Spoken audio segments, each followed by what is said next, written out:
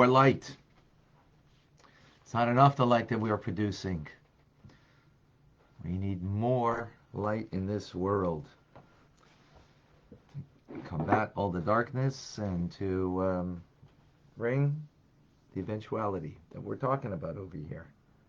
Okay.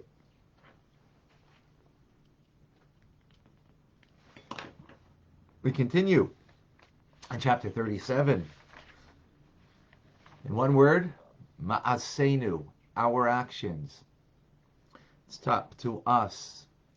We control the destiny, the fate of the eventuality that's going to happen. The question is just, are we going to have a part in this? Or are we just going to be like, those that are, how do you say it? Those that make things happen, those that watch things happen, and those that ask, huh? What happened? So we're making things happen. Why? We're learning Torah. We're doing mitzvahs. BITs, Beinoni and training. So what did we train with yesterday? That not just the mitzvah itself is transformative.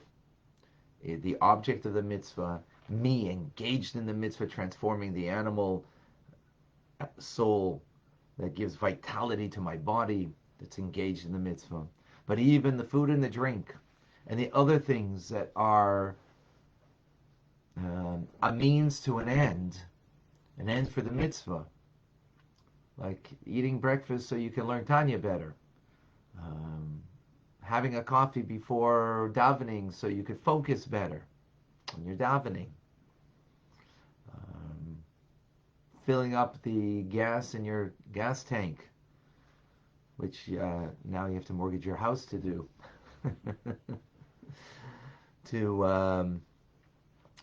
So you could drive to shul during the week, or go to the hospital to visit someone who's sick, or to bring food to somebody who just had a baby,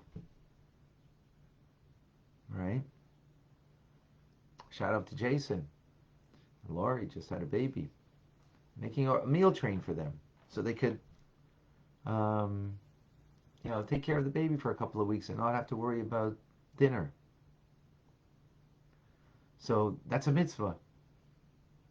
And driving there to bring the food to them and everything that's involved in that engagement is taking something that is normally klipas noiga, admixture of good and evil, and you're taking the good and elevating it to holiness, that its vitality is becoming also absorbed in the divine.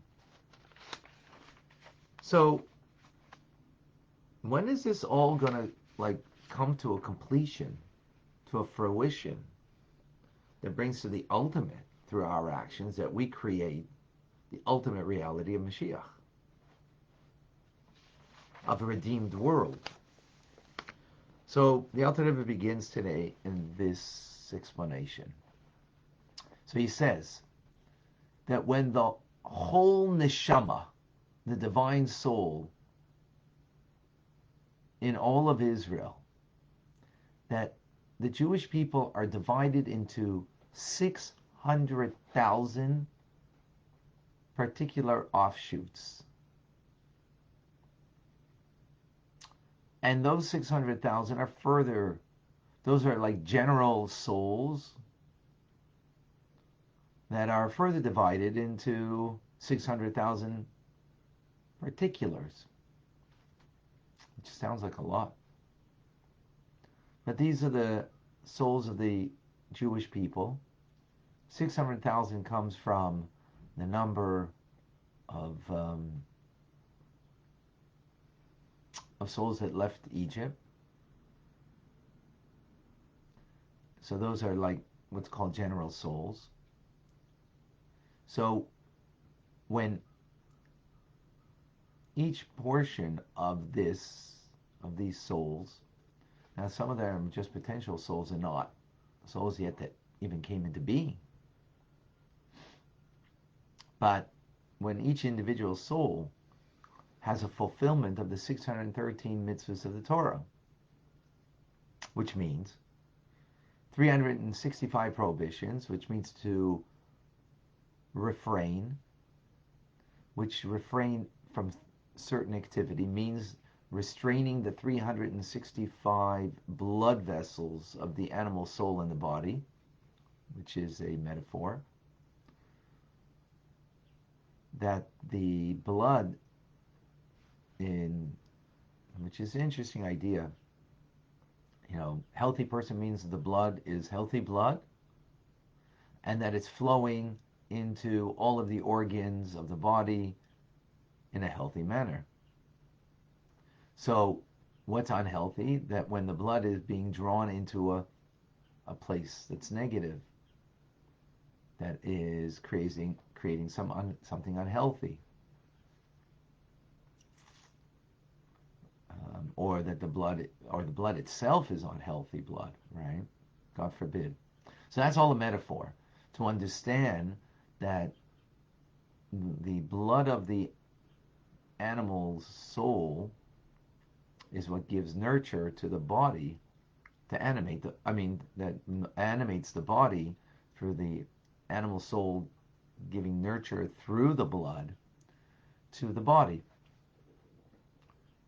So the metaphor is then that if we take any of that blood and it's unhealthy blood, and it goes into shalish klipas etzmeis, into completely something unhealthy, eating something that's not kosher, saying something that is lashon hara, thinking a negative thought. That's all action, speech, and thought. I gave an example. So what are you doing? You're taking the vitality that is healthy and drawing it down into shalish klipas etzmeis, into a very unholy place. So the vitality of the body, that is a klipas noiga, that it's an admixture of good and evil. Now you've taken the negativity in there and brought it down into complete negativity, into complete unholiness, right? Because you brought it into three impure klipas that can't be elevated. So again, that's the metaphor. Now, so that's for the prohibitions in the Torah. Furthermore, each individual also has to fulfill 248 positive commandments. And what are you doing there? You're drawing down the light of God, the Ein Sof, to bind yourself and unite yourself with God.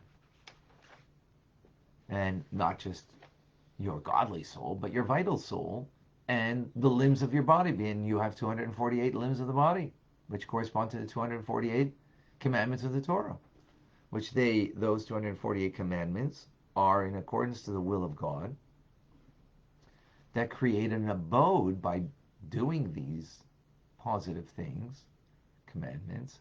You create an abode, a dwelling place for God in this low world. As we become subjugated, connected, like a chariot for God, as the patriarchs were, which means submission to the divine will, that we become a reflection of the divine will.